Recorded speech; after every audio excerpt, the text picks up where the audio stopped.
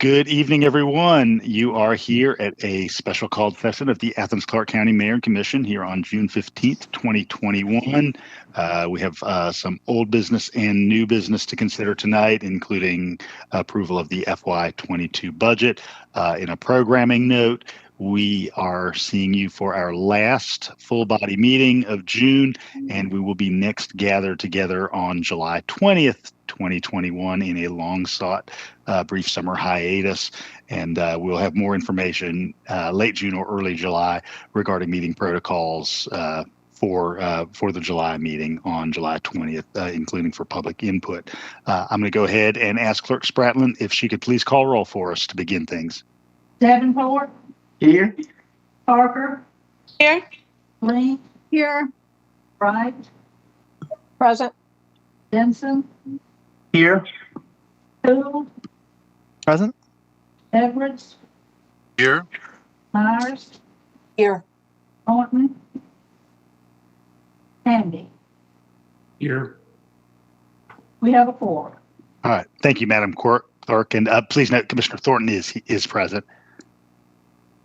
I'm sorry, I'm here. All right. We've got full house. All right.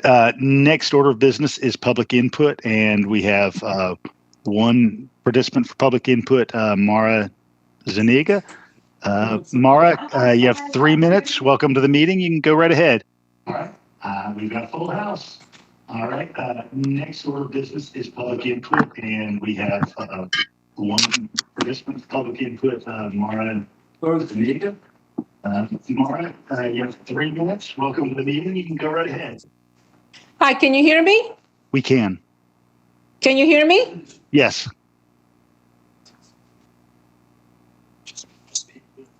Yes, we can hear you. I can't hear him. Just start talking.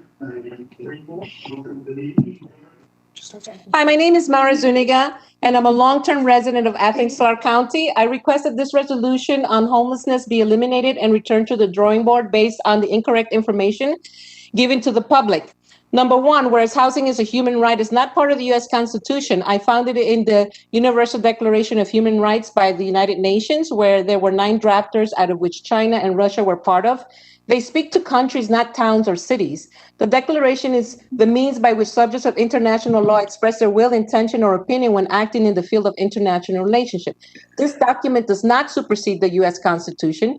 Number two, whereas stable housing is a necessary precursor to the well-being of individuals, the declaration constantly states adequate housing, not stable housing, as your resolution states. Stable means unvarying or steadfast. Adequate means acceptable and decent. How is having an encampment for our fellow human beings in a developed country decent?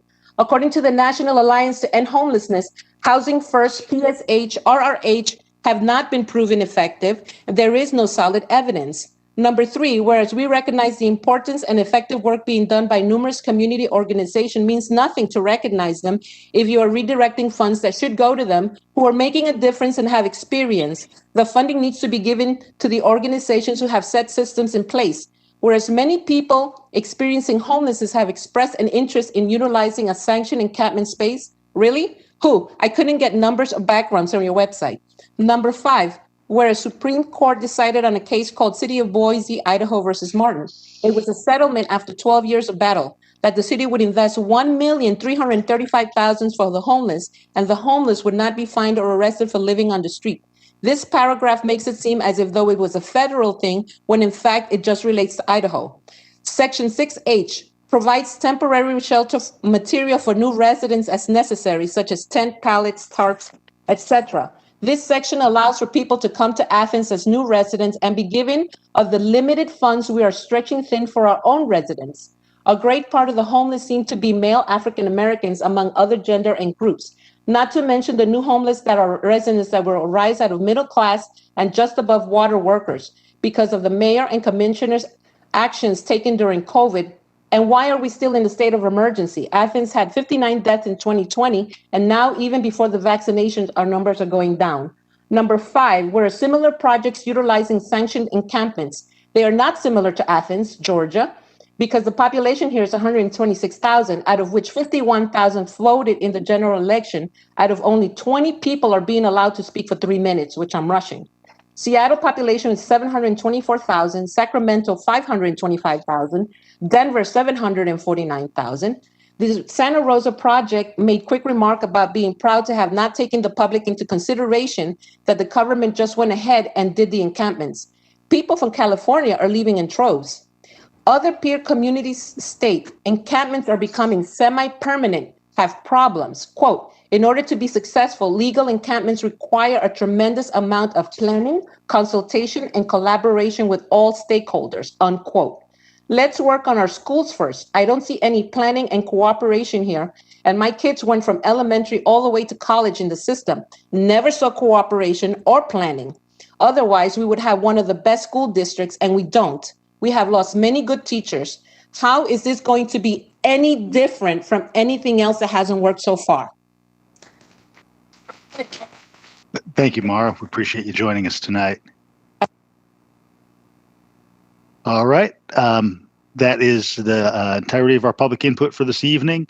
I would like to go ahead and turn things over for a couple of minutes to Manager Blaine Williams, who has the pleasure of introducing two new key staff members, Nikki Jones, Assistant Manager, and Patrice Natwame, who is our Director of Organizational Development. So thank you, Blaine.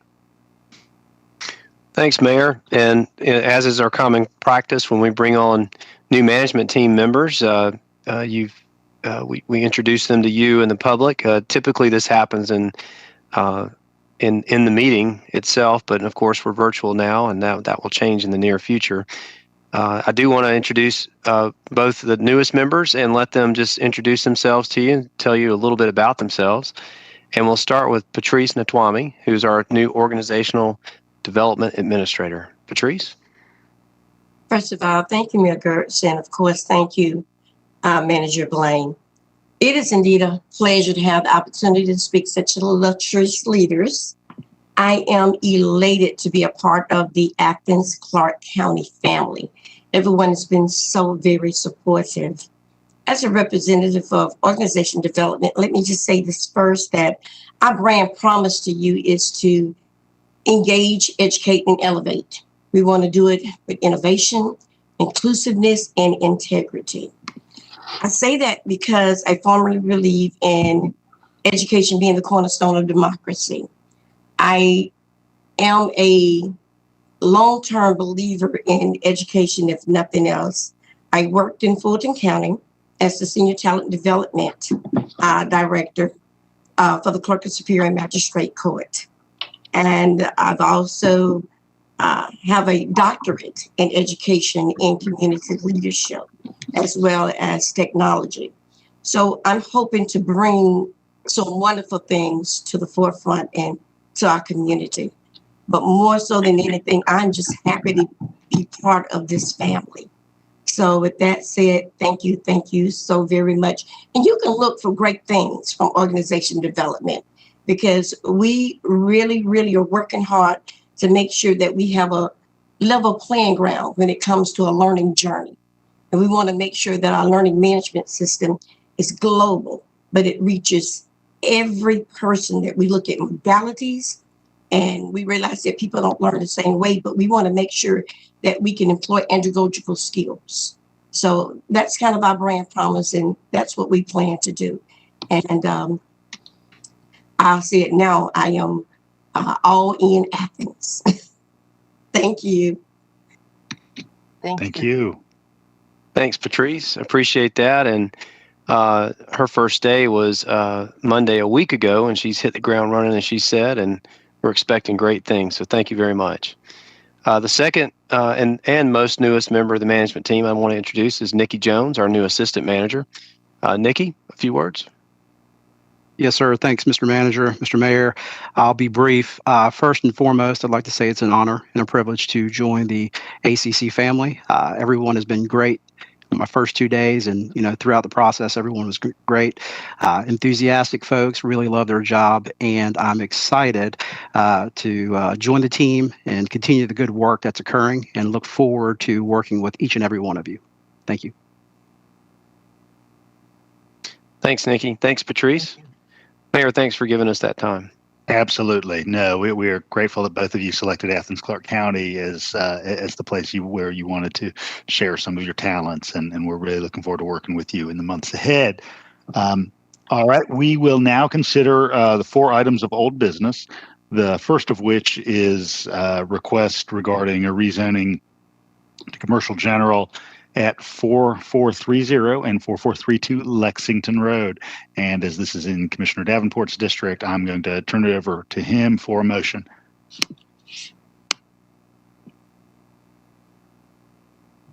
I would like to thank the Planning Commission and for their hard work and listening and hearing the people in our community, but I motion to deny. Second. Mr. Mayor, can I read that ordinance before we get started on the vote? Please do. Thank you, Attorney Drake.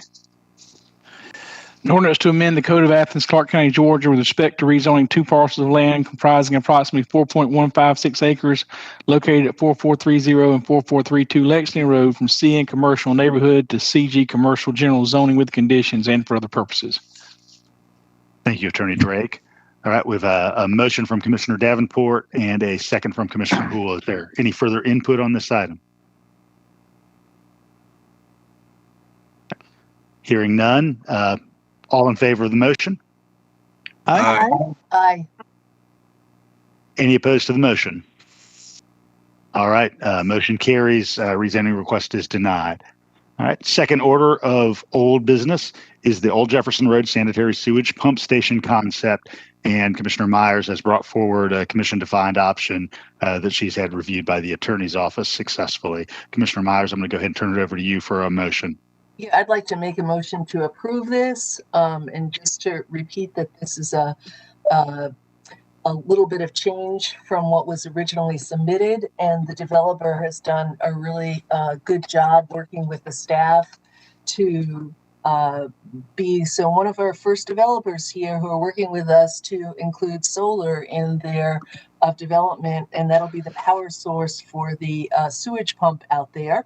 And so I'm really pleased to have been able to work with the developer and all the work of the staff. And anyway, just again, I make a motion to approve this. I'll second. All right, have a motion from Commissioner Myers and a second from Commissioner Denson. Is there any further input on this side? All right, hearing none. All in favor? Aye. Aye. Any opposed? All right, hearing none, motion carries. All right, third order of old business is the community benefits agreement for a proposed tax allocation district funding request for 2400 Lexington Road. And as this is in Commissioner Parker's district, Commissioner Parker, I'm going to turn it over to you for a motion or a comment. Thank you, Mr. Mayor. I want to start off by thanking staff for working really diligently on this, as well as the members of the TAD Advisory Committee who did really great work in, setting the proposal and providing their input as residents, business owners, and stakeholders of the area. In that feedback, they made clear that they do value, especially investments in infrastructure and transportation along this corridor. Well, I think this project and its expansion of residential accommodation in the area is going to attract and sustain businesses that will help give this corridor life and a sense of identity that we've been looking for. Ultimately, the addition of more units of workforce housing will, while they may benefit Athens as a whole, do not particularly benefit existing residents of the corridor. Is something that they have kind of enumerated a couple of times in both their unanimous recommendations given on May 7th as well as May 27th. And so with that in mind, and with a hopeful eye forward to the work that this committee will do, as well as our own work around inclusionary zoning and hopefully our address of missing middle housing throughout Athens. So that's missing middle scan that may be included in the FY22 budget so we can address some of our zoning code issues, and the hopes that through these means we can address issues of housing across the city. Moving forward, I am going to make a motion that we deny this community benefits agreement. I second it. All right, we have a motion from Commissioner Parker and a second from Commissioner Thornton. Any further input on this item? Mayor, Go right ahead, Commissioner. Kelly, One of the things I noticed, and I'm sorry I don't have my paperwork in front of me, and I'm not, but on I think there are pages 81 and 82 of the documents. I think it's attachments 2 and 3. At the heading, if you look at the heading, it says the committee approved unanimously. And that is really misleading if you just glance at it. I know it meant denied, but if you just read it if you're just an average person, it looks like they approved the document. And then when you get down to the third attachment, you get the full sentence where they say to vote against. Now, it may not make no difference, but I do think that should be clarified. But I just want to make that a point. Thanks for that clarification, Commissioner. Mayor, I guess in the future we could say, motion to deny unanimously approved or something along those lines. Yeah, with that called out potentially in the subject line or at the heading. But no, I appreciate that clarification. Any further input on this item before vote? All right. All in favor of approving the motion to deny? Please say aye. Aye. Any opposed to the motion to deny? All right. Hearing none, motion carries. Request is denied. Fourth order of business is adoption of the FY22 operating and capital budget, establishment of the 2021 property tax rates, and approval of the schedules and fees and charges for FY22 and other purposes. Couple of quick just procedural notes. I'll have the attorney read the ordinance in just a moment. And just a note that if either commission defined option is approved, if you would add to your approval the note to authorize the manager to identify and reduce general fund budgets equal to the approved revenue replacement amount and transfer eligible general fund expenditures to the ARP Special Revenue Fund in FY22. And I can repeat that language if you need me to at the appropriate time. But that's just a procedural need regarding the fund uses. So if you would, Attorney Drake, please read the ordinance, and then I will ask for a motion. Mr. Mayor, as part of this agenda item, there are 3 ordinances. I'll read each one of them. And the first one's an ordinance to provide for the raising of revenues and the appropriation of funds for the Athens-Clarke County, Georgia, for the fiscal year 2022, beginning July 1, 2021, and ending June 30, 2022, to provide for the operation of government departments, boards, agencies, elected offices, and other governmental activities, to provide for the level of personnel authorized for the various departments and agencies, to provide for a capital budget, to establish 2021 property tax rates, to establish compensation for the charter officers, to establish rates and structure of fiscal year 2022 health insurance programs, to establish fees and charges, to repeal conflicting ordinances, to provide effective dates, and for other purposes. The next ordinance is attachment 2, and it's an ordinance to amend the Code of Athens, Clarke County, Georgia, with respect to permit fees and for other purposes. As you're aware, as part of the budget ordinance now, we set the schedule of fees for all the different permits and such in Athens-Clarke County. And the building inspection office actually wanted to specifically amend the code of ordinances to embed theirs within the code. And we're in the process of doing that for all of the fees that are set in the code. So that's what that does. And the last one is an ordinance to amend the FY 2021 annual operating capital budget for Athens-Clarke County, Georgia, so as to establish a special revenue fund and budget for the American Rescue Plan Act of 2021, ARP, coronavirus state and local fiscal recovery funds, CSLFRF grant, and for other purposes. This is establish a special revenue fund for those funds that we'll be getting as part of the American Rescue Plan Act.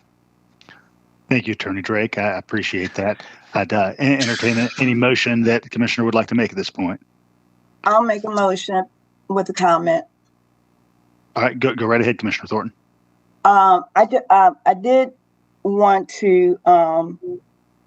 give County Manager Blaine a public opportunity because there are rumors that are floating that we need to, I think we should address, that we are still in waiting in a waiting mode for the funds to actually be deposited in our bank account.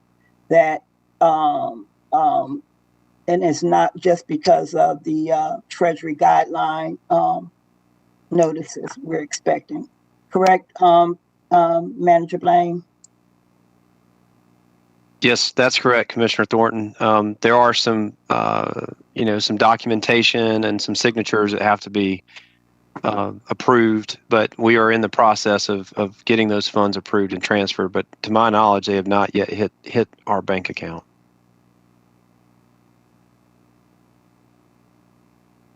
Thank you. Commissioner, did you want to go ahead and make a motion? I make a motion that we receive the recommendation as read. So, Commissioner, given that there are two defined options, yeah. Do you want to make a motion for the commission defined option? No, I better wait. Let me make sure I know what I'm motioning here. Let me let somebody else handle that. All right. Would any commissioner like to make a motion at this time? I'll speak to a motion again, Mayor, if that's all right. Yeah, thanks, Mike. Go right ahead. I'll go ahead.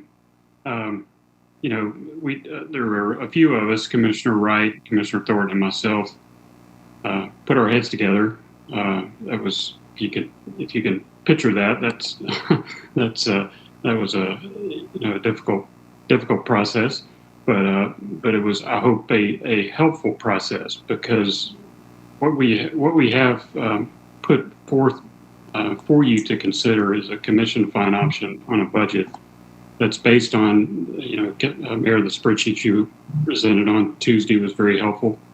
It helped for those of us that are sort of visual learners to see on paper what's being asked for and the amounts and how to work with that. So that was very helpful. And also, just the discussions we've had, not only in the last 6 months, but over the previous year when COVID started a little bit over a year ago. Some of these suggestions have come to fruition.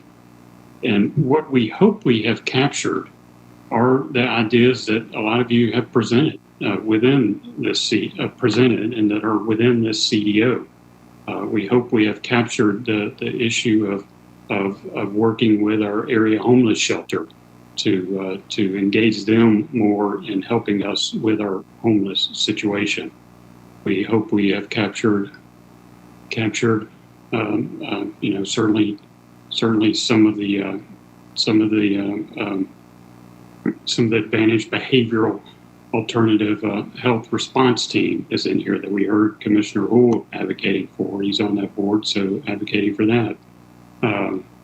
We've heard from the DA requesting more funds associated with her office, so some of those dollars are included in here, and we're also included in your spreadsheet as well, Mayor. We hope we've captured the youth development programming that Commissioner Parker has brought up. We did have some money in there last year that laid some groundwork for some capital expenses that were utilized out of that, and hopefully this year we will be able to utilize these dollars for some programming expenses. And Commissioner Thornton, the cameras for illegal dumping are in this commission defined option as well. One of the things I think a significant thing that I think is on everybody's mind is the extra $3.3 million expense that starts in January 1st for half a year. Starts for half a year, and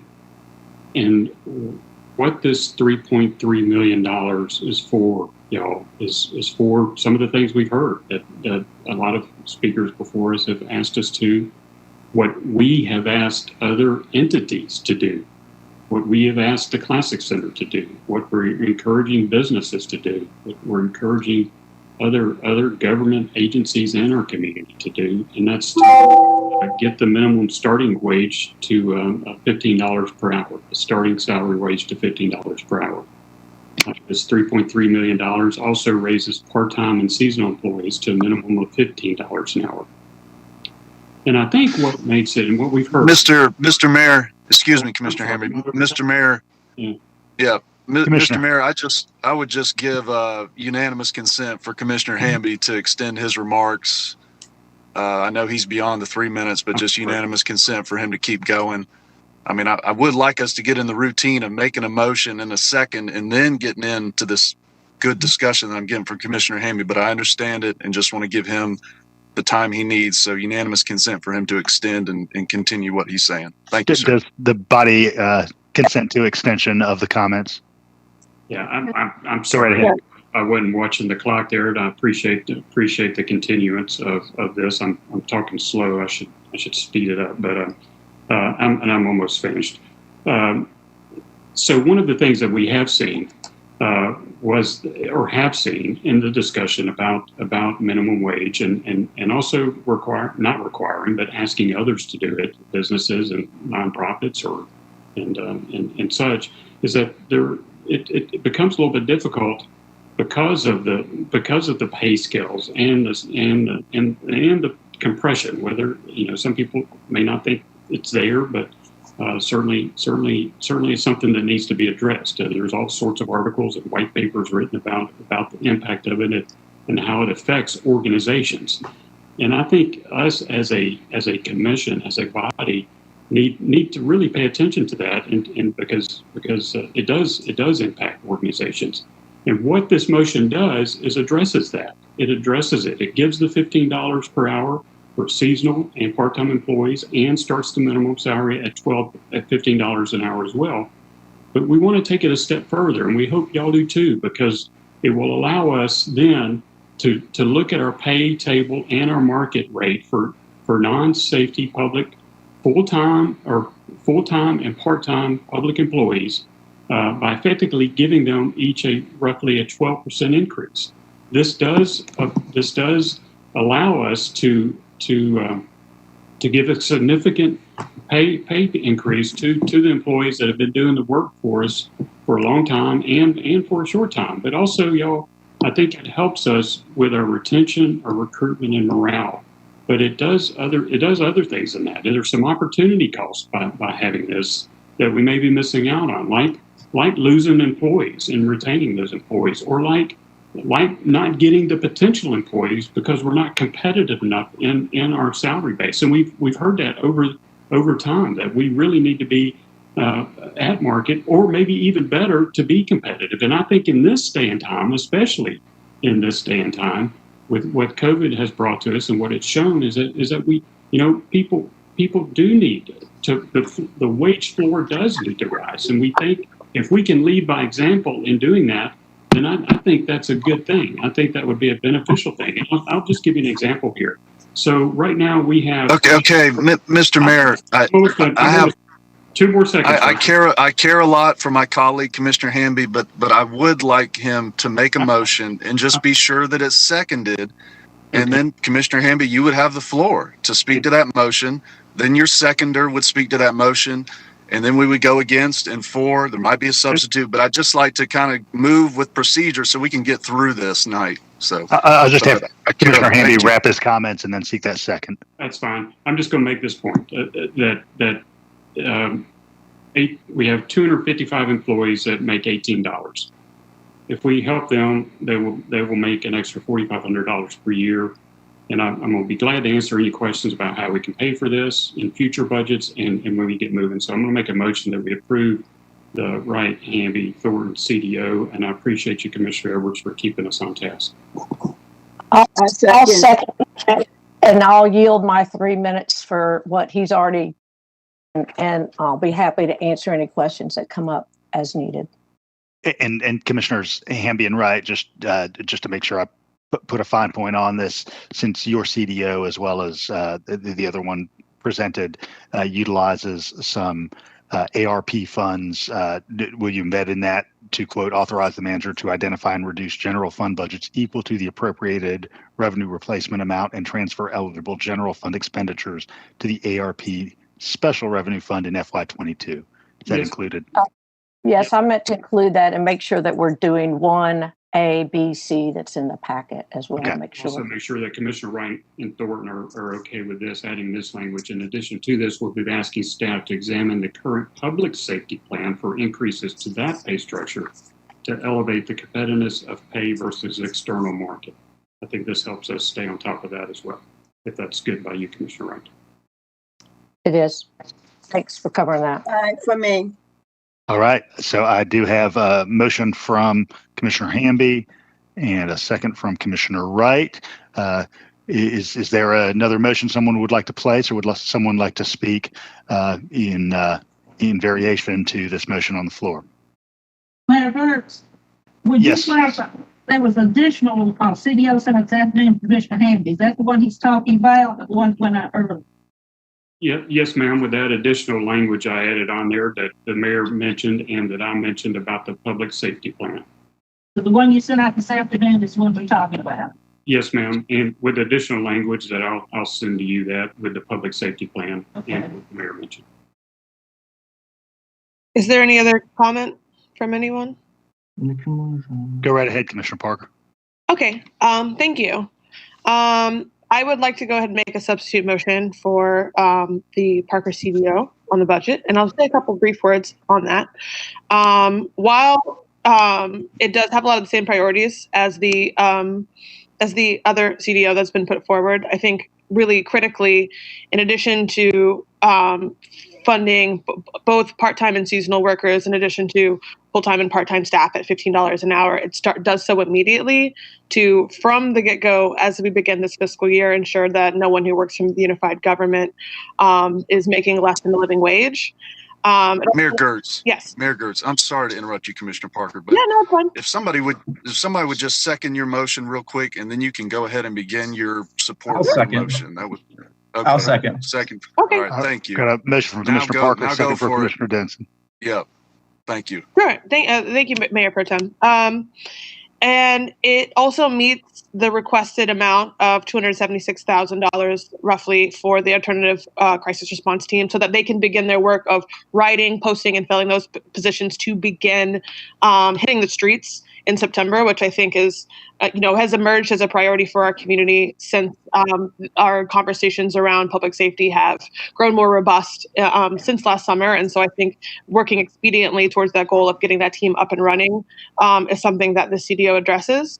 I think that honestly, a lot of the priorities that we have coalesced around in the recent months of work are reflected here and were discussed, publicly in our meeting last Tuesday. And so I think that also having that sense of transparency and consensus around these items is something that I valued in putting the CDO together, and I think is also reflected here, while also capturing a lot of the priorities that we've talked very robustly about in recent months.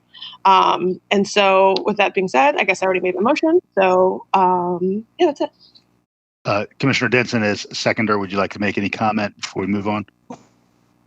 Sure. I just want to thank Commissioner Parker for putting this together. I do believe that this CDO really speaks to the spirit of the work that we've done in I've honestly lost count in how many budget hearings we've had, 5 or so, and really incorporated kind of almost all the elements that we really could get in there, along with, of course, the work that Mayor Gertz already did and Manager Williams did, and kind of setting the table for us to do this work.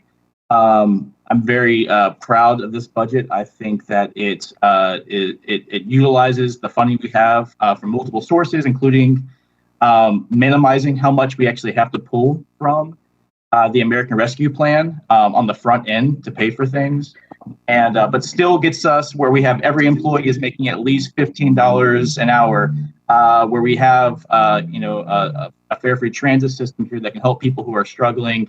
Having an emergency response team here that can actually help people who are going through crises and help people that are facing homelessness. So I really appreciate all the work here, and I'm very excited to see this this budget pass. Thank you. Thank you, Commissioner Denson. And just to make sure this is explicit, your motion includes that language that I read earlier about movement between those general funds and the ARP Special Revenue Fund. Is that correct? That is correct. I agree with that. Thank you. I appreciate that. I just need to clarify that. All right, there is a substitute motion on the floor. Would anyone like to speak in opposition to the substitute motion at this point? Commissioner Wright. Yeah, I just, I guess where I was motivated for my commission defined option was seeing the broken down list of where the mayor pulled priorities from all of our discussions, and I didn't, there were things on there that I thought had more consensus that didn't make it, and then I felt that the $750,000 specifically just for a few employees wasn't the best route, especially without having the $20,000 study that Human Resources had wanted to do to address the disparities, then the compression that would happen from just doing that and not addressing all of our employees who have been jumping through hoops and working diligently for us through the pandemic. And I think that it's a good, huge thank you for us to go with the commission defined option. So I'll be sticking with our commission defined option because I think it addresses the thank you and the support that we need to keep our, we lost 2 attorneys last year. We lost a lot of people. And I think that we need to be competitive so that we can keep our good employees and keep them happy. We have some of the same points as well that Commissioner Parker's commission defined option brought forward. We also included the Athens area homeless shelter. We heard a lot from those people and the board to move them into a stable funding source so that they can count on that funding from the general fund to broaden the inventory and the support that they give to our homeless quality.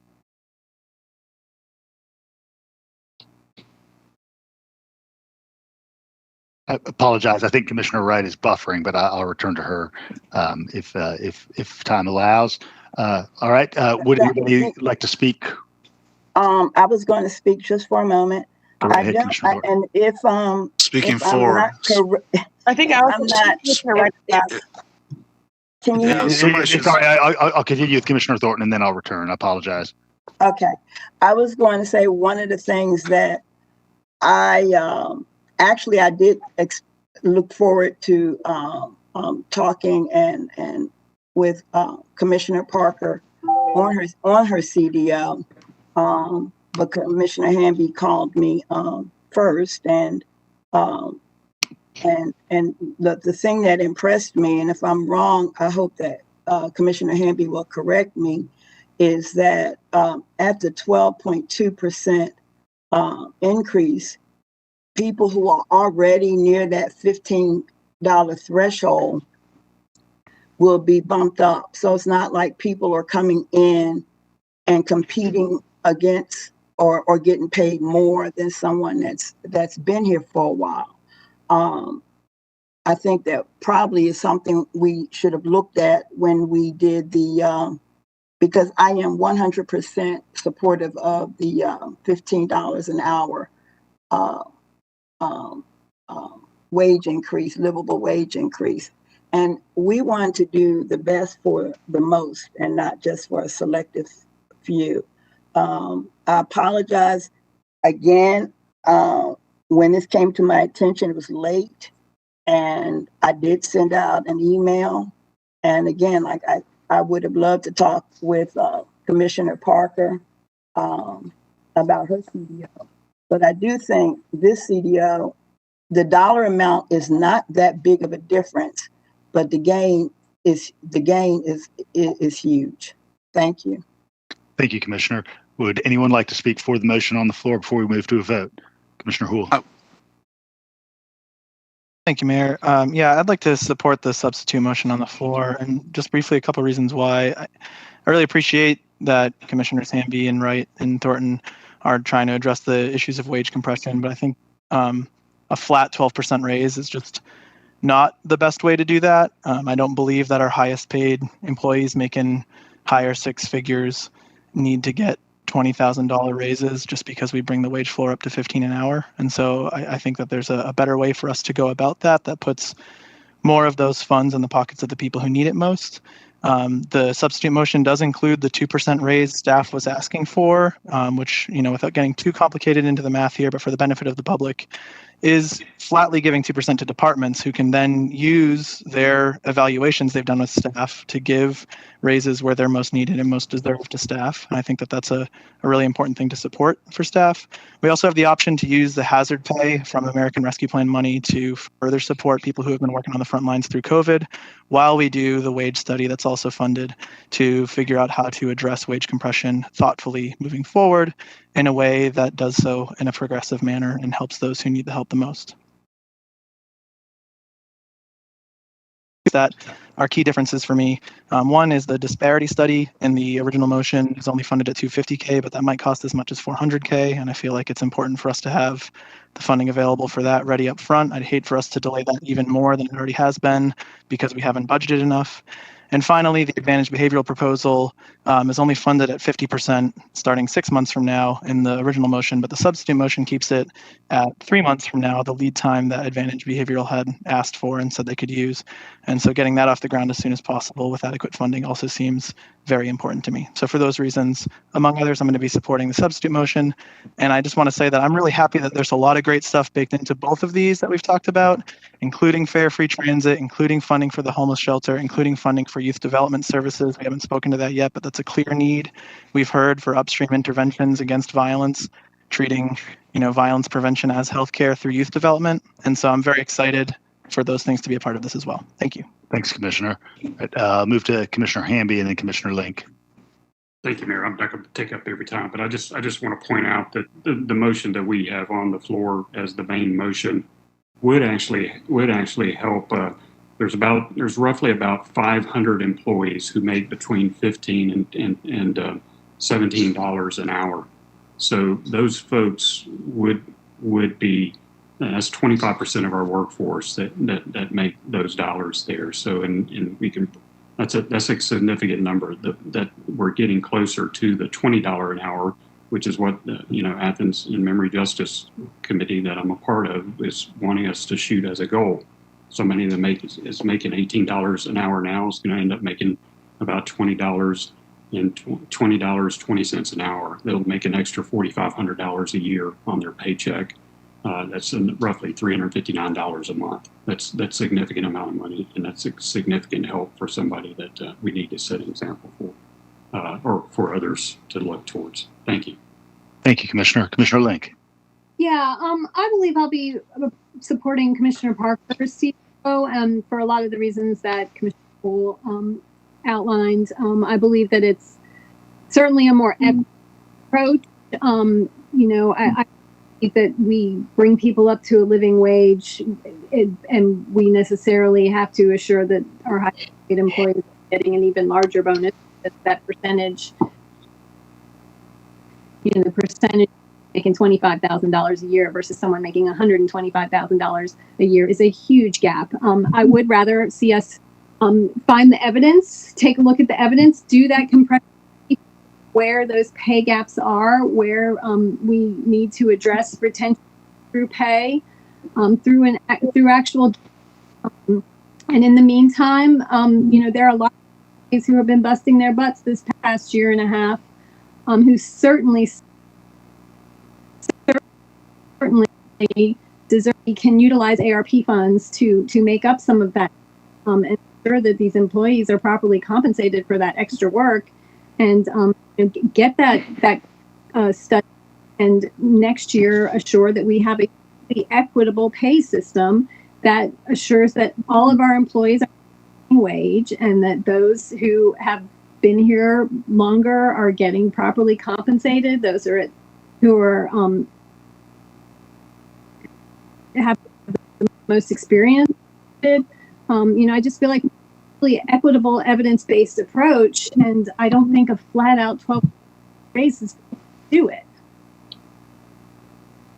Thank you, Commissioner. Turn to Commissioner Davenport.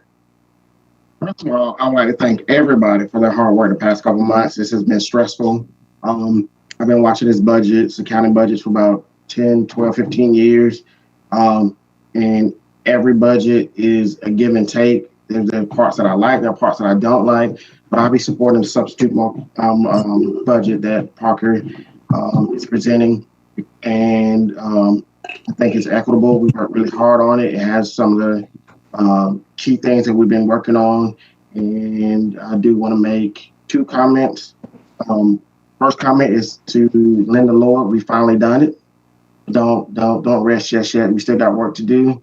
And the second comment is that, now it's time for us to start looking at some cuts in the upcoming year. I would hate for us to start going into the red, but I'll be supporting the substitute motion. Thank you. Thank you, Commissioner Davenport. Any final comments before we move to a roll call vote? Commissioner Denson. Commissioner Wright had her hand up. She can go Commissioner Wright, and then I'll return to you, Commissioner Denson. Yeah, I wanted to say that part of the work we did was to grab the part that Commissioner Parker had in hers, and that we did adjustments. That was why it just kept going with new updates, so that we also thought it was a priority to get that 75% of the advantage, the alternative.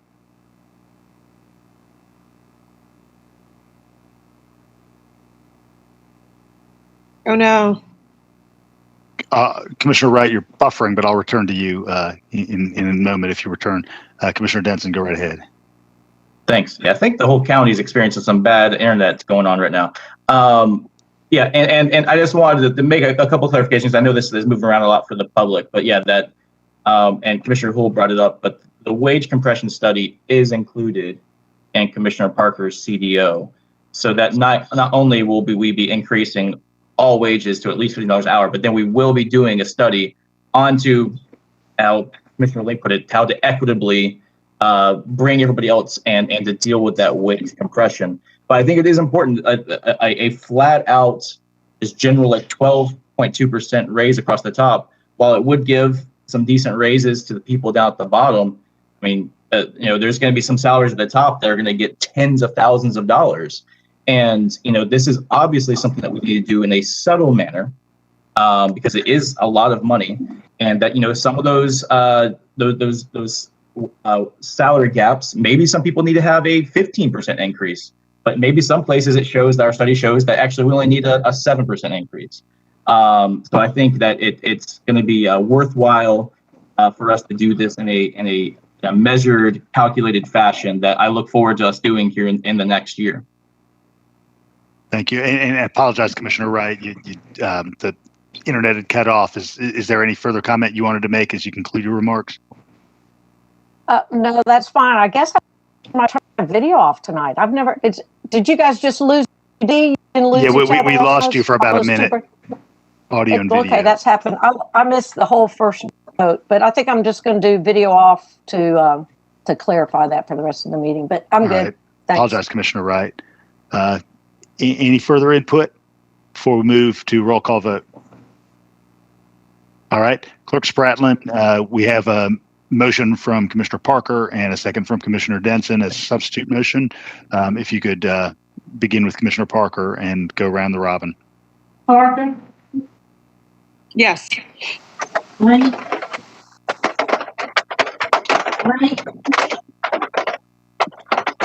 Yes. Blank? Yes. Yes. Wright? No. Denson? Yes. What's that noise? I'm sorry, there's some kind of crackly noise. I'm guessing Clerk Spartan called my name? Yes. Yes. And this is for the substitute motion? Correct. Yes. Yes. Edwards? Edwards? Yes. Myers? Yes. Thornton? No. Hamby? No. Davenport? Yes. 7 yes, 3 no. All right, motion carries. All right, I do want to thank everyone here as part of this elected body. Everybody's fingerprints are on this budget. If you look at all of the competing options, there really is more than 95% overlap. And I think that's because of the months of hard work that all of you've done building on our strategic commitments and translating those into dollars and cents. Also want to thank staff who've been really working tirelessly on this since last December, including David Boyd in finance, all of staff over there, all the staff in human resources, and Manager Williams. So thanks everybody for the work you put into this. And in some sense, given the ARP funds that we will have some time to engage with the public around over the coming months, we will be in budget overtime for the rest of 2021. So we definitely look forward to that. All right, we are going to move on to new business. And so I do need a motion for suspension of rules. Do I hear such a motion? So moved. Second. Second. All right, have a motion for suspension of rules from Commissioner Parker. I believe second was from Commissioner Davenport. All in favor? Aye. Any opposed? All right, so we are moving on to new business. Item 5 is SPLOST 2011 Project 32, which is the Costa Building renovation proposed project concept. And of course, this was the subject of a work session earlier this month. And so this not only encapsulates the project concept, but also moving of additional funds into this project category. So is there a motion regarding this item? Move to approve. The motion that we do 1 through E. All right, so I've got a motion from Commissioner Edwards and a second from Commissioner Wright. Mr. Mayor, is an ordinance with this. If you could read that, Attorney Drake, I appreciate it. An ordinance to amend the special purpose local option sales tax 2011 budget for Athens-Clarke County so as to provide additional funding for special purpose local option sales tax 2011 projects. All right, thank you for that, Attorney Drake. All right, any further input on this item before we move to a vote? Thank you, Mr. Mayor. I made this motion because I look forward to seeing this project move forward. Thanks so much, everybody. Thanks, Commissioner Edwards. All right, the seconder was Commissioner Wright. Any input, Commissioner Wright? No, sir, I'm ready to vote. All right, Commissioner Myers, go right ahead. Yeah, I just want to thank staff for responding to the points that I brought up at the work session and rearranging some of the funding sources so that the water reclamation is out of the energy sustainability funds. And I thank them for addressing that and a lot of my concerns in their revised agenda report. And I do want to note that this is going to be moved over to the Citizen Advisory Board, and they're going to, for the 100% renewable, and they're going to be reviewing this proposal as well. That's on tomorrow's agenda for them. So I am supporting this. Thank you. Thanks, Commissioner Myers. Any further input? Commissioner Davenport. Yeah, just one quick question to Blaine. So remediation is not mentioned in attachment 1. I just want to make sure that's maybe I overlooked it, that making sure we get the asbestos and the lead out, but it's not listed in attachment 1. Yes, it will be remediated, sir. Okay, thank you. Absolutely. All right. Any further input? All right, all in favor? Aye. Aye. Any opposed to the motion? All right, motion carries and we will move forward. All right, item 6 is the TSPLOST 2023 program, including the proposed program goals, the project selection criteria, and the implementation schedule with the task list. May I receive a motion regarding this item? Move to approve. Second. All right, I have a motion from Commissioner Edwards and a second from Commissioner Parker. Any comments, Commissioner Edwards? Thank you, Mr. Mayor. Look forward to seeing this TSPLOST move forward unabated and get more great transportation projects in the county. Thanks, everybody. Thanks, Commissioner Edwards. Commissioner Parker, any comments? No, sir. All right, Commissioner Link. Yeah, during our, I actually was unable to be at which the project criteria were hashed out, but I brought something up there in the work session that I asked it to be added to that criteria. promotes health and safety. And I notice on the document, this very much specifies that as promotes health and safety by increasing access to bike and pedestrian infrastructure. I'd like to ask that you remove the specificity of this, say, health and safety, because I believe there are many ways to promote safety, other than increasing access to bike and pedestrian. I mean, that certainly is one. There are other transportation. So just to make that criteria public health and safety. So Commissioner Link, you'd like to ask the motioner in the second to simply remove that last clause and shorten the statement to promote health and safety. Would that be acceptable to Commissioner Edwards and Commissioner Parker? That sounds good to me. That sounds okay. That's fine. Sure. Okay. Thank you for that. I appreciate it. Any further input on this item? All right. All in favor? Aye. Aye. Any opposed? All right. Motion carries. Lots of work left on this. All right. Item number 7 is a Georgia Tech Enterprise Innovation Institute Economic Development Research Program grant. It's described in substance in the agenda item, and the team would anticipate work beginning, in fact, this week, with primarily grant funds with a small match from the county's Economic Development Department. Manager Williams, would you like to say a few words about this item? This is relatively new on the agenda. Yes, and I appreciate, Mayor, you agreeing to put it on. As a matter of fact, last year, we applied for a similar grant, economic development staff did through the US EDA. We're not successful with that. So same concept that you've approved before. Dr. Ilka McConnell and staff have identified another funding source and a partner who brings some good experience to the table. And so we're excited about this and glad to get it in before the break, if you agree.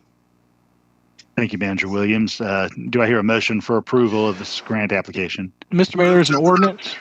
Go right ahead and read that if you would, Attorney Drake. An ordinance to amend the FY 2021 annual operating capital budget for Athens-Clarke County, Georgia, so as to provide grant funding from the Georgia Tech Enterprise Innovation Institute Economic Development Research Program grant and for other purposes. Thank you, Attorney Drake. Motion to accept. Move to approve. Second. All right, I have a motion from Commissioner Edwards and a second from Commissioner Denson. Any further input on this item? First view from Commissioner Edwards. Thank you, Mr. Mayor. Always glad to hear about another grant application opportunity for the government to bring these funds in. Thank you, Manager Williams. Look forward to seeing it come in. Thank you, Commissioner Edwards. Commissioner Denson, any follow-up? I second the motion and also Commissioner Edwards' comments. All right. Any further input from the body? All right. There's a motion and a second to approve. All in favor? Aye. Aye. Any opposed? All right. Motion carries. Just write in my notes. Motion from Commissioner Edwards, second from Commissioner Denson. All right. Item number 8 under new business is an ordinance assessing taxes for the year 2021 as requested by the Clarke County School District. Perform activity every year. I see there's an ordinance. Attorney Drake, if you could read that for us. An ordinance to levy and assess taxes for the Clarke County Board of Education for the Clarke County School District, Athens-Clarke County, Georgia, for the year 2021 and for other purposes. All right. Thank Move you, to Attorney approve. Move to approve. Second. All right. I have a motion from Commissioner Edwards and a second from Commissioner Houle. Commissioner Edwards, any follow-up comments? Yeah, this is something we got to do every year. I love a Clarke County School District. I'm glad to set this tax rate. We have great schools in Athens-Clarke County. I'm a proud supporter of public schools. Let's move this forward. Commissioner Houle, any follow-up? Ditto. All right. Any other input from commissioners on this item? All right. All in favor? Aye. Aye. Aye. Any opposed? All right. Hearing none, motion carries. The school district will have dollars to operate with this year. Thanks, everyone. All right. Item number 9 is a resolution to address homelessness. To entertain a motion or input from any member of the body. I'd like to make a motion to approve this resolution. I'll second. All right, I've got a motion from Commissioner Hool and a second from Commissioner Link. Commissioner Hool, any follow-up remarks? I'll keep it brief to start. I'm not sure if there will need to be discussion on this, but I really want to appreciate the large amount of input we got from folks in the community, including many people working on the front lines to work with people experiencing homelessness, people experiencing many of the causes of homelessness as well.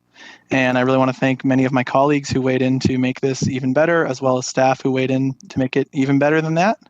And I feel like this lays a really positive groundwork for us to move forward, addressing the myriad complex layers of struggles that people face that end up with them lacking housing, given some clear direction for staff on how to try to move forward with a multi-pronged approach. I think that the sanction encampment will be a key element, but certainly only one small part. And hopefully this also sets the stage for further steps towards permanent supportive housing, which is the key thing that we really need to be focusing on as well, and all the continuum of care and continuum of housing services in between. So with that, I'll kick it over to Commissioner Link. Commissioner Link, any follow-up remarks? Yeah, thank you. First of all, there's just a couple of nitpicky little housekeeping things in the document. I noticed, I believe under the second 3 lines down, there's a hyphen between longer and term to assure that that's one. Also, I believe it's in section 6. I'd just like some clarity. I think it's under G. Lockers for storing belongings and meals. I'm not sure if there should be a comma after belongings. Are the lockers intended to store belongings and meals, or are they lockers for storing belongings, comma, and meals, which should have access to, referring to the first clause in that sentence? Commissioner Hool, maybe you could clarify that. Are the lockers supposed to store belongings and meals, or is the meals supposed to refer to the initial clause in the sentence? Getting deep in the weeds here. I'm trying to pull up the document on my computer. Sorry, give me one moment here to get Commissioner, I think we could take a look at that as a Scrivener's matter through the attorney's office. Okay, sure. I agree. Really changes the meaning of that section. I think that is supposed to be lockers for belongings and meals. So I think it can stay as is. Yes. Okay. I just want to make. And thank you. Thank you, Commissioner Hool and Commissioner Parker, who really did the lion's share of the work in pulling this together. We're in a crisis situation here in Athens. Homelessness is affecting, pretty much one in our county, the folks who are homeless, but, folks in neighborhoods encounter them and don't know how to handle these situations with compassion. They want to handle them with compassion, but yet they don't know what to do about, somebody camping in their backyard, front porch. We're seeing roads and Georgia Power and Georgia Transportation clearing land, kicking people off. We have got to find a place for these folks to go. And it's not perfect. We can't be the enemy of the good, but we need to give folks at least a safe and sheltered place to lay heads at night, where they have access to sanitary facilities, restrooms, potable water, trash services, just basic necessities. And, ideally we would have an apartment or a home in this country, but that we don't live in an ideal world. And, at least let's deal with this crisis emergency situation and get folks on a path toward, get permanent places. We'll have folks in situations where they can get the services they need. And let's make it clear, there's a lot of misunderstanding out from folks.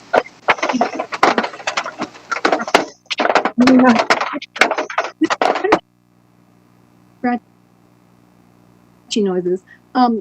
There's a lot of folks who believe the local government will be taking over homelessness services. This actually just gives our staff the go-ahead, the direction to come up with a plan and come up with an RFP process to do the outreach to our local. Mr. Mayor, I just wanted to be consistent and allow unanimous consent for Commissioner Link to extend her remarks. Thank you, sir. Commissioner Link, are you concluded with your remarks?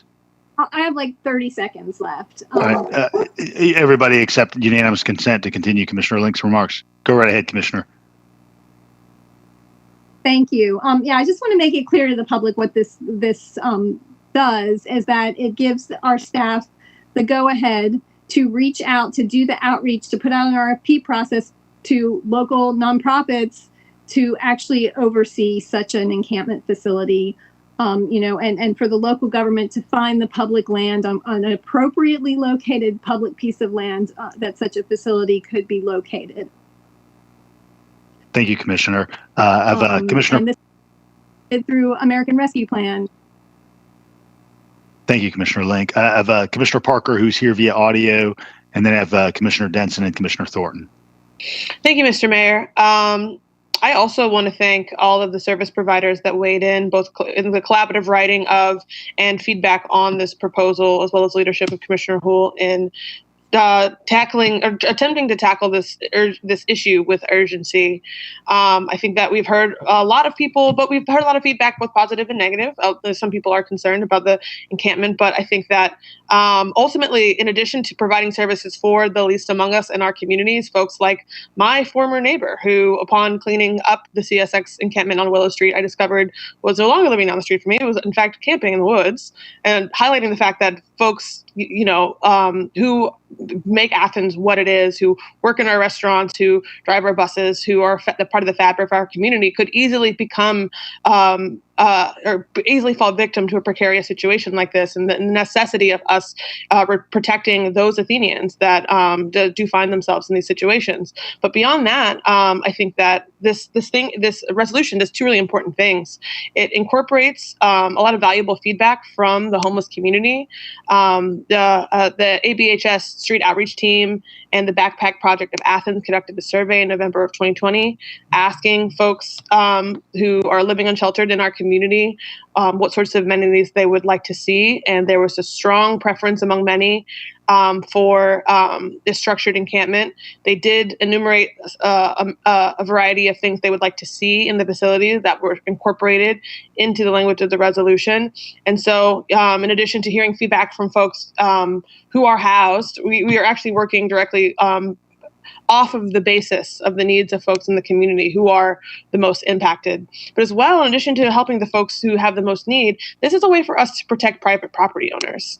I got an email just earlier today, it was yesterday, from someone who had 6 individuals at a camp nearby their home who were camping on private property, who were forced to relocate rapidly over the weekend, and who, for lack of another option, relocated to another piece of private property, which becomes a public safety issue for folks that both are juggling, their own personal safety with the safety of the folks that are living unsheltered and need to seek refuge on these lands. And so in their interest as well, making sure that folks have a safe place to sleep at night, and that private property owners aren't caught in this situation where they want to help people, but they don't want to see someone criminalized because they're poor, or they want to ensure someone has access to the services they need to get stable, but oftentimes find that there isn't anything that they can offer them or do outside of reaching out to the police department for recourse. So I'm really, really glad that we're able to tackle those multiple levels of public safety in regards to this resolution, and hope to have you all support as well. Thank you, Commissioner Parker. I'm going to move to Mr. Mayor. Yes. Mr. Mayor, could I make a comment against, please?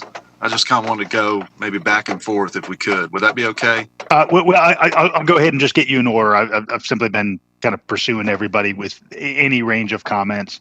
So I'm going to hit Commissioner Denson, Thornton, Wright, and then I'll get to you, Commissioner Edwards. Okay.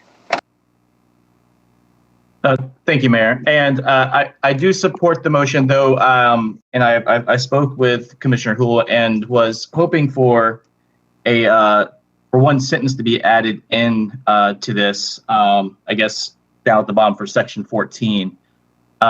Mainly, as I think a lot of us know and a lot of us experience actually saw cleaning up, there's a specific encampment site right now that is at real threat of having all the individuals to be removed. And that has really added to a level of the urgency that we see with this resolution and with our partners working with us. And so I request that this one sentence be added. I read, in response to these good faith efforts by Athens-Clarke County Unified Government and nonprofit partners, the Athens-Clarke County Mayor and Commission humbly request that CSX Transportation Incorporated delay until at least September 30th, 2021, any evictions or removal of any individuals currently residing or inhabiting parcel 163D1A003, located at Willow Street in Athens, Clarke County, Georgia. So I request that one sentence be added on there just so that we can make sure that this encampment that we know has a lot of individuals, that we can hopefully have some solutions in place before CSX does remove them. Commissioner Denson, just as a quick update, and I appreciate you bringing that up. We've reached out to CSX, and they have provided an extension to a date certain. So, do we have a date certain that's beyond when we're supposed to be taking on this work? It is early September. Okay. I guess I was worried that we're supposed to get this presentation at the September work session, which would likely be the second week, the second Tuesday of September. And it would be very, terrible that we would work on a plan to get something in place and then have those people have been evicted possibly the week before. So I guess I would still ask that be included in there. Yeah. I'm willing to accept that as an amendment, and if it proves unnecessary based on what we've already heard from CSX, then fantastic. But that seems amenable to me. I guess we would add that as section 14, and then that line. Does it? So okay. I'll agree to that amendment. Okay.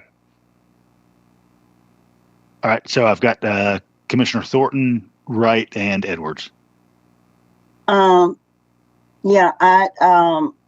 My concern was the CSX deadline for September. And, I guess my thought is, and I'm going to support this, but I'm supporting it very half-heartedly. I'm supporting it because there have been some dedicated folk that have worked continuously with the encampments. And they have reached out to us and we have ignored them. And now we're up to a deadline. Half the folk that have signed on to this resolution, I'm going to take and make it personal. You did it because you got put on blast. We've been talking about this for over a year now. Commissioner Thornton, if you could just speak to the motion's substance. Well, the substance of the motion is that I feel as though if we have a deadline in September, we need to have a plan next week. And I don't see where this motion speaks to that.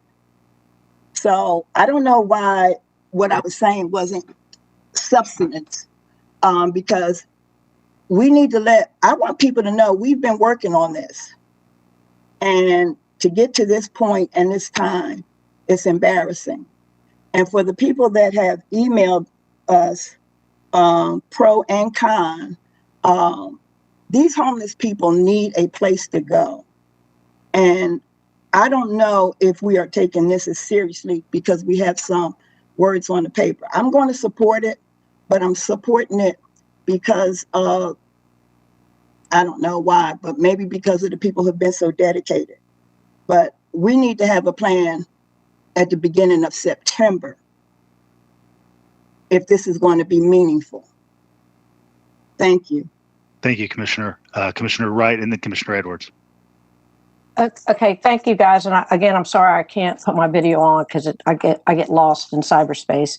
For someone who is supportive of this, if they could speak to this after I'm done, I'm interested in learning if your ideas on this is going to force people to go to this public spot and how it will address the people who are choosing to be tent tarp living or their belongings on the sidewalk, like behind the grit, how that's going to be addressing the ones that do not want to relocate to this public spot.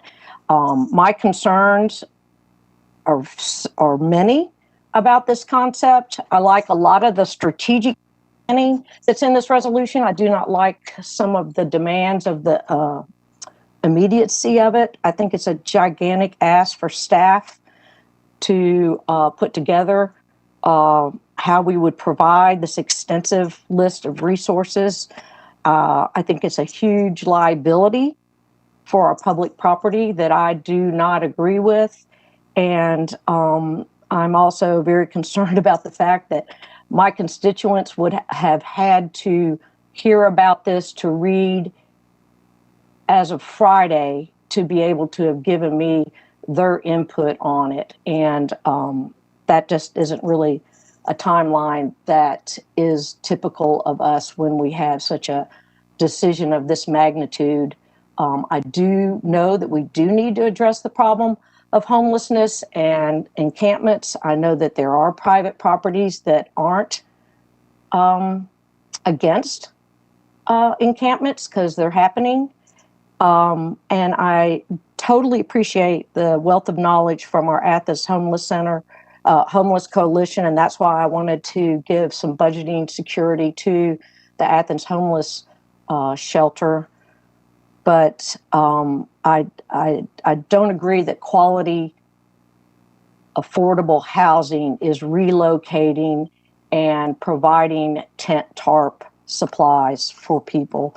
I got to say that Mara, who spoke first on this, covered a great deal of what I wanted to capture, but she covered it better than I can. And so I just want to thank her for coming forward and making such excellent points to us so I don't have to keep going. I will not support this. Thanks, Commissioner Wright. Commissioner Edwards. Thank you, Mr. Mayor. I don't want to pile on against this thing. So if somebody else would like to speak for it, then I can go after them. There was a query regarding what the prospects could be for those who would be moving from other places. Commissioner Houle, and then I'll get Commissioner Edwards, and then Commissioner Parker. Thank you, Mayor. Yeah, I guess just to speak to the query about if it would force people to go here. No, the resolution doesn't force people here. It does provide an option. Right now, there are no legal options for someone who is living outside, who's unhoused. And there's, of course, many reasons why someone might end up in that situation. And unfortunately, our current status quo is that we criminalize people being homeless, which is essentially a criminalization of poverty, a criminalization of mental health struggles, a criminalization of substance use. And so this provides an option. I think we can expect that everything that we're looking to address is going to continue to need a lot of work to address. This is by no means a one-stop shop to fix things or a holistic solution. It's just a key piece to the puzzle. And I am proud that a lot of folks weighed in on this, including those organizations that Commissioner Thornton was referring to that are on the front lines. Like many of those folks, a lot of the wording in this document comes from them. A lot of the expertise around how these things can look based on how they've looked elsewhere, based on literature and study of people who know a lot more than me about this, comes from those folks who are doing this work day to day. And so in a lot of ways, this is us, building that collaboration in a formal capacity. Thanks. Thanks, Commissioner. Commissioner Edwards and then Commissioner Parker. Thanks, Mr. Mayor. It troubles me that we haven't had a point in time survey done to get an accurate census of our homeless population since January of 2020. I absolutely hear the advocates. I thank my colleagues, the commissioners who authored this legislation to bring it forward. I'm simply not ready to support a government sanctioned encampment at this time. I look forward to watching this process and getting more research as we move forward. But I've been looking at how these operations go in other cities, and I'm just not yet convinced that this is the model I'd like to go with. I'm a little more curious about perhaps a model driven or led by the service providers, where maybe they conduct something like this on private property. I'm just a little hesitant and unclear about creating this government-sanctioned Athens-Clarke County homeless encampment. But I do thank my colleagues for putting this forward, but I just respectfully disagree at this time. Thank you, Mr. Mayor. Thank you, Commissioner Edwards. I'm going to move to Commissioner Parker and then Commissioner Thornton. Thank you, Mr. Mayor. To, I guess, further elaborate on in response to Commissioner Wright's concerns, I just wanted to direct folks back to, again, the Athens Behavioral Health and Backpack Project survey, in which many people surveyed requested an amenity like this as an interim solution to the issue of being unsheltered that they're facing. I, as someone that lived right around the corner from Bigger Vision for most of my time in Athens, have a lot of neighbors that live outdoors. And one neighbor who was camping on the sidewalk, as you described, Commissioner Wright, was approached by a police officer who threatened her with jail time if she did not relocate her belongings from the sidewalk, despite the fact that she had nowhere that she could go. And so while I think it's important that people are not forced to take part in this, take advantage of this amenity, when given the choice of being thrown in jail for being poor versus having a safe place to go, I think a lot of people will choose that. And so that's one of the benefits of this resolution as well. And then I also wanted to make note that while I'm really glad we approved that homeless shelter funding, and that was something we all coalesced around, it is something that is going to predominantly benefit families, folks that may be single or may also, let's say, have pets or belongings they don't want to separate with in order to go to a shelter, or have a number of other barriers that prevent them from accessing typical structured shelter, will be able to take advantage of this. And so it kind of extends that work and helps create that continuum of services that's necessary to address this issue that I think we all desire, with the end goal of providing permanent shelter for folks that are currently unhoused. Thank you, Commissioner. Commissioner Thornton and Commissioner Myers. You're muted, Commissioner Thornton. I'm still concerned about this September deadline. And I want to know what can be done that if we have to start anywhere, it has to be Willow Street area. What can be done, Manager Blaine, that could get back? We're going to be vacationing next month. So what can be done by September, whatever the early deadline is? Well, Commissioner Thornton, based on the feedback we received tonight, if the resolution passes, one of the first things that's already begun is the Homeless Coalition has discussing the master plan and steps that it needs to update that. I don't know if we'll meet a deadline of completing that plan before September, but certainly we'll come to a work session and tell you what's happened and what the status of it is at that time. So that's something that could definitely happen. I think that, again, depending on your direction, what's actually approved tonight, we can come to you with a number of alternatives. We can bring you some planning for what this might look like. The RFP that's referenced in the resolution, if that's what passes, and maybe some sites to select from with some pros and cons of each.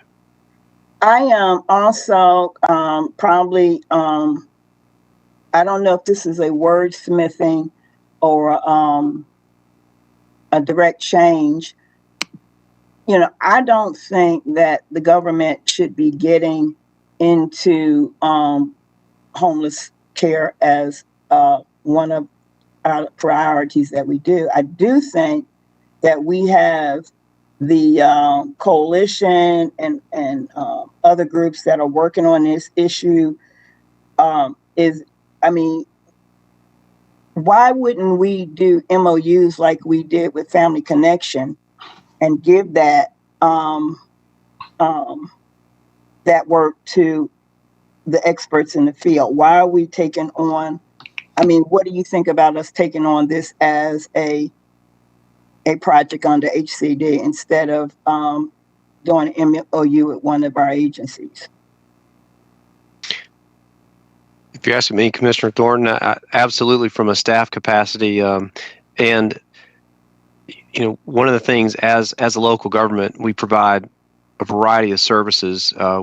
When it comes to social services, we have not, up to this point, been a direct service provider. We partner with local nonprofits and other institutional partners to provide those services. And through the budget the mayor and commission do approve some funding, like you did tonight, for independent agencies and to further that work. So asking me now, I would not recommend staff actually run the camp or administer the camp, I should say, the encampment. But that, the RFP that's spoken to in the resolution is a process by which we would identify organizations, a third-party organization that could, sustainably provide, safe and clean place for folks to come. And we would use that RFP process to find out what somebody would be willing to do and for how much. And that way there would be an agreement that there'd be some accountability, and of course we'd have to allow for liability and things of that nature. So it's very clear about what the roles and responsibilities were. But absolutely, Commissioner Thornton, I think we would want to look to somebody that has experience as a provider with homeless services to administer such an encampment. I guess I wanted to ask Commissioner Houle. You know how I feel about this both ways. Is that what you had in mind? If I may, Mayor? Yes, please. Yeah, certainly. The idea, how this resolution is set up is to direct staff to identify partners who would then be managing and overseeing the site, cleaning it, provisioning it, et cetera. The key role we're playing as a county is identifying a site for use. One of the vacant lots that is county land being, what this resolution directs the county to do is look into where it can go.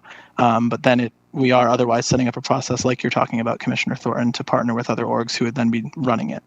Absolutely. So we're not getting in the business of doing their work. We're simply providing them a space, which is something we've heard from many of the service providers as something they need from us. Thanks for providing that, and thanks for the question, Commissioner Thornton. I'm going to turn to Commissioner Myers and then Commissioner Parker and Davenport. I am supporting the resolution. I am concerned, as Commissioner Thornton brought up, about the immediacy of dealing with the CSX, and hope, as Manager Williams said, that you guys will be able to bring us some kind of interim report or some actions at our August work session, so that we can make some movement, even if it's not complete there. And actually, just like Commissioner Thornton said, I don't, our movement into social services is admirable, but we don't have the revenue coming directly from the monies that we're collecting to become that provider. However, we are a conduit for state and federal funds to come through, which, according to my reading of this, we'd be dealing with in the American Rescue Plan. And I think that's something we need to be honest with ourselves about, what our capacity is in local government to deal with the social issues that we are all well aware and concerned of.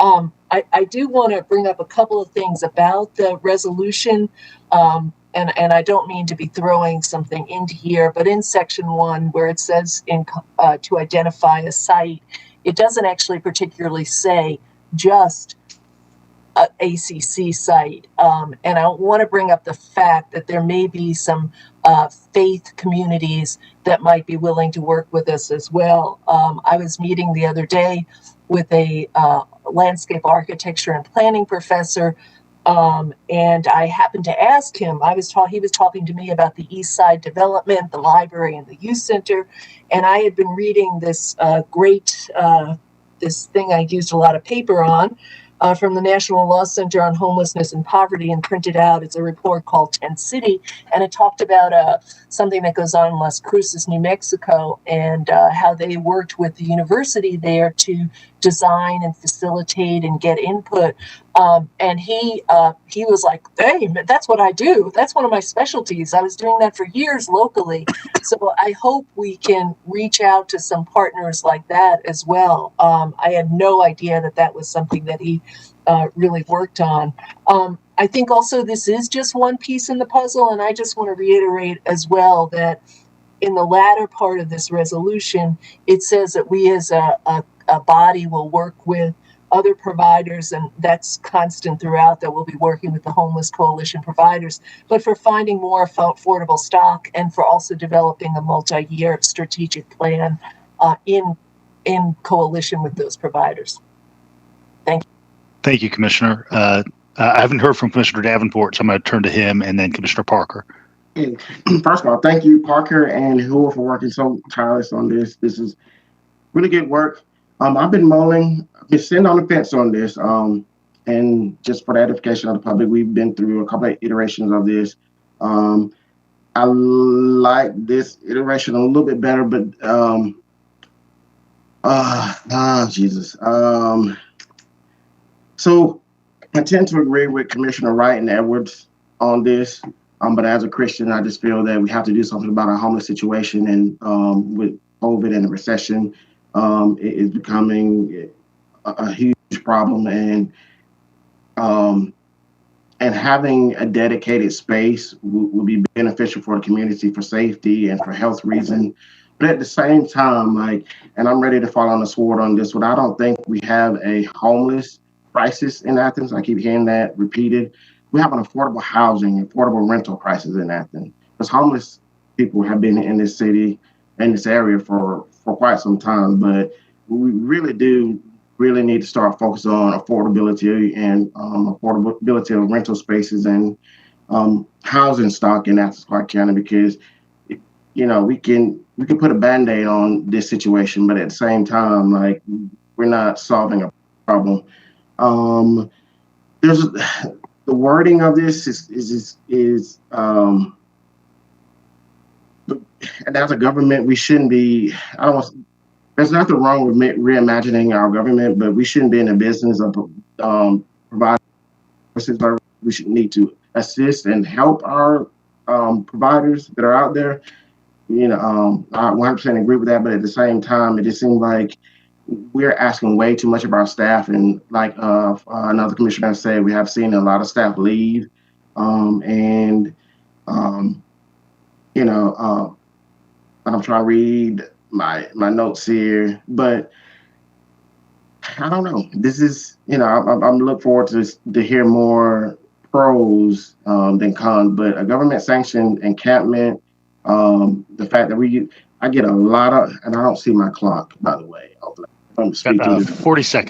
40 seconds, but I get a lot of flack from constituents in District 1 about roads, cutting grass and having street paved and police services.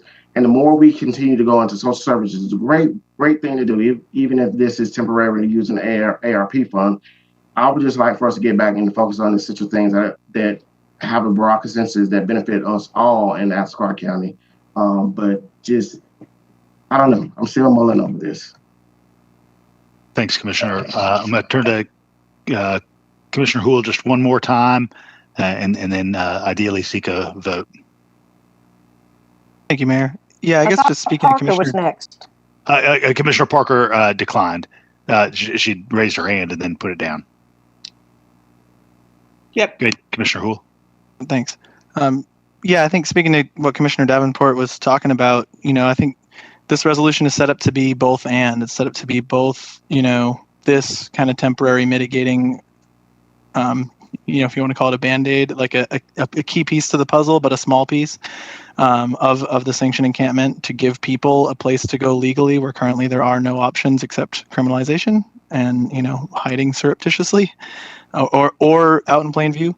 But the part of this resolution that I'm most excited about is the strategic planning part. And while I'm really glad that HCD has already been working on this and working with the Homeless Coalition, we as a body have not at any point since I've joined or before made any kind of a official statement on our need to address this or how in terms of housing or homelessness. And I love that Commissioner Davenport pointed out, it's an affordable housing crisis, not a homelessness crisis. The reason why people are living outside by and large is because there are not enough options, and especially people who struggle the most struggle to afford and stay in housing. And so that permanent supportive housing is a key component that we need for people who have those mental health or addiction struggles. But also there's a lot of people who end up homeless simply because they lose their job and they don't have money in the bank to make up for it. And so, you know, an encampment is by no means in any way the solution. This is certainly just a thing we can do. And most of the people, if you talk to the folks who've done the surveys, most of the people who are living outside right now and say they'd love to see this would also love to live in housing. It's just that the things that are required to get there are often seen as insurmountable barriers for people. And so having the same service providers that work on that supportive housing also involved in the running of this space, wherever we decide to put it, I think is also a key element of helping people along. Which right now is unfortunately pretty rough, into a situation that's much more stable and sanitary. So thank you. All right. Any final comments before we move to vote? I just want to make one comment to the listeners, and I know there are a lot of people listening. And for those folk that emailed me about who did not support this resolution, I totally get it, but there's some history. And you know, when you don't know your history, you kind of get lost. There's some history. We would not be dealing with this now if we had made some decisions for the homeless years ago. And now we're at this point. And some of the emails that I have gotten against this resolution, these are people who are around and know the history of where we are now. So I understand concerns, but we've got to be concerned by the most vulnerable. Even though I don't agree totally with this resolution, it is a step in the right. It's a step in the right direction. It's a step that has to deal with my faith, and hopefully, we will have a plan for September. The strategic part that Commissioner Houle is talking about, that's good, but we need something by the beginning of September. And then we can do a strategic plan. So we need a short-term action step, and then we can work on a strategic plan. But now if we roll around here in September and we're in the same situation we are in now, that resolution ain't going to mean anything. It'll just be words on a piece of paper. Thank you, Commissioner Thornton. I'll go ahead and ask Clerk Spratlin to do roll call, beginning with Commissioner Houle. Who? Sorry, I think my internet froze. Yes. Edwards? No. Myers? Yes. Thornton? Yes. Hamby? No. Davenport? No. Parker? Yes. Wayne? Yes. Wright? No. Denson? Yes. 6 yes, 4 no. All right, motion carries. Thanks for everyone for your comments. I will say that while chapter and verse, this resolution may not be exactly what I've scripted, I think it does do two things successfully. And one is identify that there's a continuum of need and that the real pipeline blockage is in permanent supportive housing. And as I think Commissioner Davenport identified, affordable housing stock in our community. And I do also see it as providing a safety valve so that as police are called to either public or private lands, because people need to be moved, this provides a legal option and a route. So much work ahead, as I think everybody commonly recognizes, but thanks for being on this journey, everyone together. Do need to go ahead and move on to item 10. This is the ordinance for the 18th declaration related to the COVID-19 emergency, and would entertain a motion for approval. Move to approve. Mr. Mayor, we need to I would like to make sure that the manager and I have an opportunity I need to read the ordinance and then let the manager and I explain exactly what the ordinance is doing. All right. If you go ahead and do that, I appreciate it, Attorney Drake. And I'll return for a motion. An ordinance for the 18th declaration of a local state of emergency related to COVID-19 and for other purposes. And Manager Williams, are there any details that you'd like to highlight in this iteration? Well, yes, thank you. And so some of the restrictions that led to some innovations, if you will, with regards to parklets and outdoor retail areas, those are restrictions within, internal indoor seating capacities, and those, of course, have gone. The parklets have been assigned by the mayor to committee for some further deliberation. It's no longer a safety issue, but I think it's an amenity that the commission wants to consider, and we want to wait pending the directive on that. The outdoor retail area, on the other hand, is something that in this version of the declaration expires with the judicial emergency order because there's no longer any internal restrictions and it's not under review. So I want to make sure and be clear and point that out, that would expire most likely on June the 30th. We're hearing that the judicial emergency order be allowed to lapse, but the parklets would stay in place, at least until July 20th or beyond. So those are just a couple clarifications there. Thanks, Manager Williams. Question, Commissioner Davenport. To Blaine. So we have in GOC that's pending a CDO by Commissioner Hull. Can you explain that in context?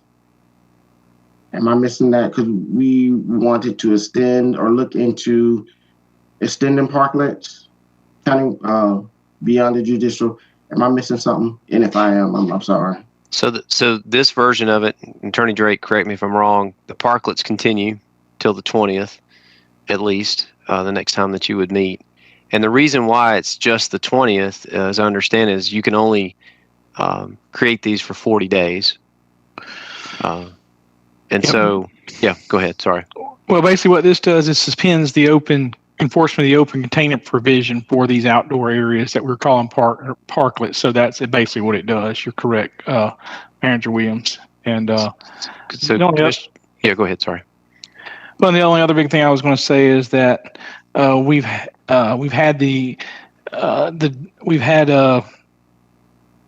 been extending the deadlines for payment of the 2020 and 2021 occupation tax and regulatory fees, and that deadline under this would be extended up until Tuesday, July 20, 2021, or upon the expiration of the judicial emergency order. I do understand from talking to finance that about 85% of the businesses have paid this, but wanted to be aware that that's also the other major thing that is in here. So is everyone clear on that? Can I just a clarifying question? Real quick, before we leave Commissioner Davenport, because I'm not sure we answered his question directly. So the portions of the open container ordinance remain suspended until July 20th that enable parklets to continue the operation as they have during the pandemic. So the parklets operation doesn't change at all, but we will, the language here, allow the one outdoor retail area to lapse on June the 30th.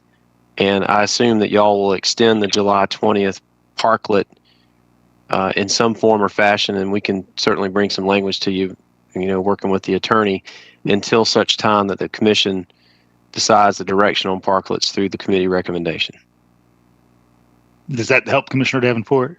Yes, thank you. All right, thank you. And I've got Commissioner Link and then Commissioner Hull.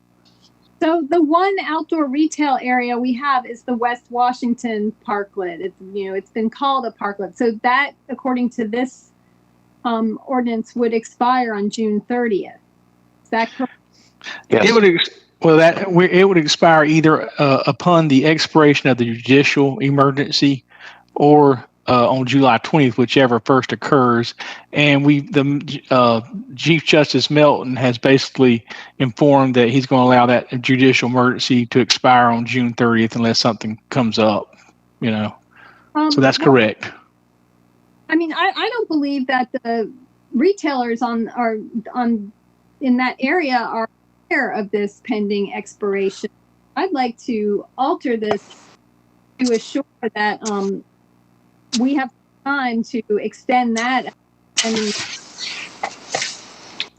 Well, to that end, if there is a desire for a CDO, we could just have we could have that provision as well expire on July 20th, which is your next meeting date. I move for that. I move to amend for that. I'll second that. Yeah. In the meantime, we can have some discussion about incorporating that into the parklet extension that we voted a couple months back. And if I could speak to it, Mr. Mayor. Please do, Commissioner Edwards, and then I'll return to Commissioner Houle. Thank you. I support extending the Washington retail area. I think it's been a great success. Washington Street in that area is excessively wide, as you've all noticed. I think our citizens have really come to appreciate and approve of this amenity downtown, and I don't think they're ready to see it go anywhere. So I move to extend this, and I would like my colleagues to please support me. I think it's been a great amenity for downtown. Thank you. All right, we've got a motion from Commissioner Edwards and a second from Commissioner Link. Go ahead, Commissioner Houle. I know you had indicated comment. Actually, it got covered by Attorney Drake, and now I agree with this substitute motion as well. Or not substitute motion, but the amended motion. Thank you. All right, there's a motion and a second on the floor. All right, any last comment? Just one, Mr. Mayor. I noticed in section 6, I have a clerical error. I have Friday, July 20th. It should be Tuesday, July 20th. That's in relation to the deadline for payment of the occupation tax and regulatory fees. Is Tuesday, July 20th, 2021, or when the judicial emergency expires, whichever first occurs. Thank you for clarifying that. I appreciate it, Attorney Drake. So it's Tuesday, not Friday, July 20th. Thank you. All right. There's a motion and a second on the floor with that clerical repair. All in favor? Aye. Aye. Aye. Any opposed? All right. Hearing none, motion carries. All right. We are moving on to the portion of the agenda where we'll receive a report from myself for appointments. And so I'll do each of these in order. And so I'm going to begin by nominating Blaine Williams as manager and request that you approve this nomination and authorize me to execute a renewal of the manager's employment agreement consistent with any expectations articulated in the evaluation process, subject to the manager being required to sign an employment agreement to confirm acceptance of his reappointment. Do I hear a motion to that effect? Move to approve. Second. All right, I have a motion from Commissioner Edwards, second from Commissioner Davenport. Could you do a roll call, please? Clerk Spratlin.